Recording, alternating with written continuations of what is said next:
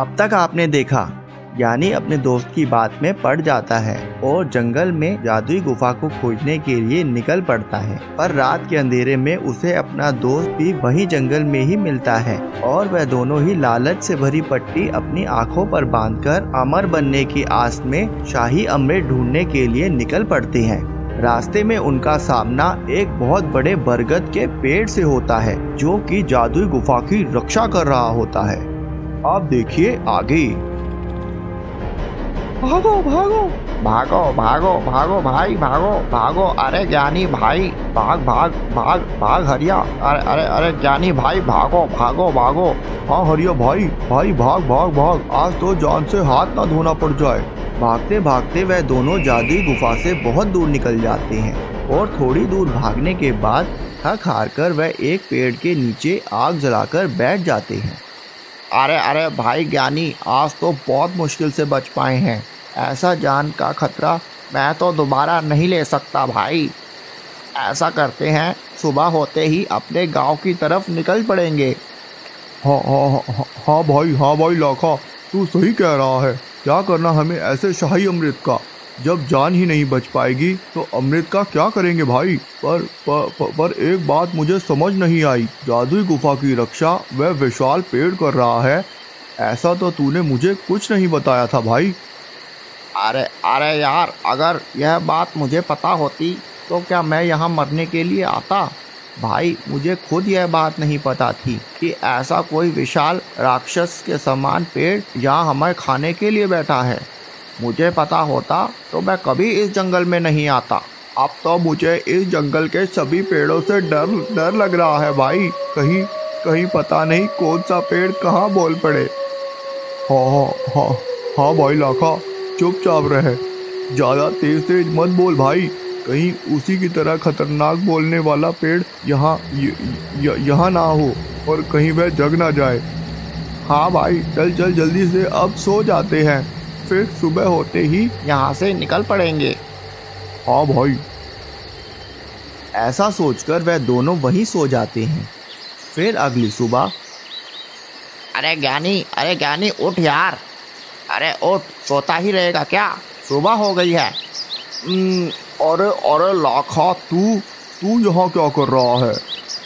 अरे भूल गया क्या, हम दोनों कल से जंगल में ही हैं। अरे हाँ, अरे लाखा मुझे बचा ले भाई उस खतरनाक पेड़ से। अरे पागल, उसे तो हम बहुत दूर छोड़ आए हैं। अब जल्दी चल और फटाफट अपने गांव की तरफ निकल पड़ते हैं। हाँ भाई चल। फिर वह दोनों अपने गांव की तरफ निकल पड़ते हैं, पर रास्ता ना पता होने के कारण वह जंगल में ही भटक जाते हैं। अरे भाई ज्ञानी, रुक जा यार, पिछले 5 घंटे से हम चले ही जा रहे हैं। मैं तो बहुत थक गया भाई। इतनी देर से ना तो हमारा गांव आ रहा है और ना ही ये जंगल खत्म हो रहा है। हाँ भाई लाखा, मैं भी यही सोच रहा हूँ। इतनी दूर तो हम आए ही नहीं थे अपने गांव से, जितनी की देर अब हो गई है। भाई कहीं ये वही मायावी पेड़ का कमाल तो नहीं जिसकी आँख हम कल फोड़ आए थे। कहीं वही अपनी मायावी शक्तियों से यह सब तो नहीं कर रहा, और कहीं यह एक जादुई जंगल हो जिसमें हम फंस गए हों।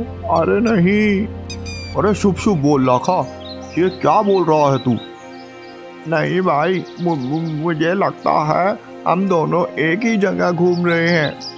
भाई हम खो चुके हैं। अरे ऐसा कुछ नहीं है लाखा, तू चिंता मत कर, हम बाहर निकल जाएंगे। फिर ऐसे ही वह दोनों कई घंटों तक जंगल में घूमते रहते हैं। चलते चलते वह दोनों और भी ज़्यादा थक जाते हैं, पर जंगल है कि ख़त्म होने का नाम ही नहीं ले रहा होता है। भाई ज्ञानी, अब तो बहुत देर हो गई, गांव का कुछ नहीं पता चल रहा। अब हम क्या करेंगे। भाई लाखा, मुझे भी लगता है हम सच में ही इस जंगल में फंस गए हैं। हे भगवान, मैंने क्यों इस लाखा की चिकनी चुपड़ी बातों को सुनकर मैं इस जंगल में आ गया। मैं ये लालच में क्यों आ गया भाई। फिर थोड़ी देर में शाम से रात हो जाती है और वह दोनों पूरे दिन से चलते चलते फिर से उसी जादुई गुफा के पास पहुंच जाते हैं। अरे ज्ञानी भाई, यह देख, यह तो वही जादुई गुफा है। अरे अरे अरे नहीं, लगता है हम सुबह से इसी जादुई गुफा के आसपास ही घूम रहे हैं। चल चल चल चल जल्दी जल्दी इस झाड़ियों के पीछे छुप जा, नहीं तो कहीं वह भूतिया पेड़ हमें देख लेगा तो हमें कहीं का नहीं छोड़ेगा। फिर वह दोनों वहीं झाड़ियों के पीछे छुपकर बैठ जाते हैं। कहाँ भाग गए वह दोनों?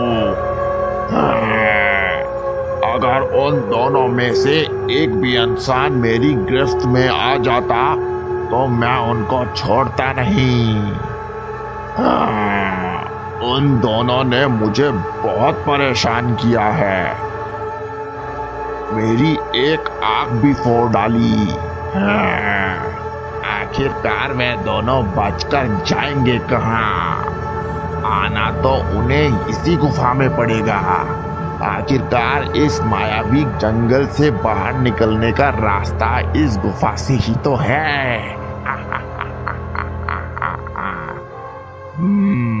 बस एक बार वे दोनों यहाँ आ जाएं, मैं उन्हें पकड़कर खा जाऊंगा और अपना बदला पूरा कर लूंगा। यह सब बातें ज्ञानी और लाखा झाड़ियों के पीछे से सुन रहे होते हैं। सुना सुना लाखा तूने? हाँ भाई, इसलिए भाई हम सुबह से इस मायावी जंगल में भटक रहे हैं। भाई हम दोनों को हिम्मत करके इस गुफा में जाना ही पड़ेगा, नहीं तो हम इस मायावी जंगल से बाहर नहीं निकल पाएंगे। सही कहा भाई, पर इसके यहाँ होते हम अंदर कैसे जाएंगे भाई? यह तो यहाँ राक्षस बनकर इस जादुई गुफा की पहरेदारी कर रहा है। कुछ ना कुछ तो सोचना ही पड़ेगा भाई। एक काम करते हैं, मैं ऐसा करता हूँ, अपना रुमाल जाकर इसकी आंख पर बांध देता हूँ, जिससे इसको कुछ नहीं दिखाई देगा। और जैसे ही मैं इसकी आंखों पर रुमाल बांधूंगा, इतने में तू फटाफट गुफा के अंदर घुस जाना, फिर मैं भी पीछे पीछे ही गुफा में आ जाऊंगा।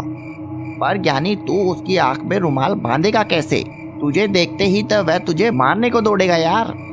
इसके लिए हमें यहाँ बैठकर इसके सोने का इंतजार करना पड़ेगा। जब यह नींद में सो जाएगा तब हम पीछे से जाकर इसकी आंखों पर यह रुमाल बांध देंगे। ज्ञानी भाई, तू नाम का ही नहीं, सच में ही ज्ञानी है। फिर वह दोनों वहीं बैठकर पेड़ के सोने का इंतजार करते हैं। थोड़ी देर में ही पेड़ थककर आंखें बंद कर लेता है। तभी मौका पाते ही ज्ञानी फटाफट पेड़ के पीछे जाकर उसकी आंख पर रुमाल बांध देता है। अरे कौन है ये? कौन है जिसने यह कपड़ा मेरी आंखों पर बांध दिया है? कौन है? मार डालूंगा उसको। कौन है वो नीच इंसान जिसने मेरी आंख पर यह कपड़ा डाल दिया? तभी लाखा फटाफट जादुई गुफा के अंदर चला जाता है और ज्ञानी भी पीछे पीछे फटाफट जादुई गुफा में घुस जाता है। अब आगे की कहानी भाग 4 में देखेंगे कि कैसे वह दोनों जादुई गुफा से बच पाते हैं।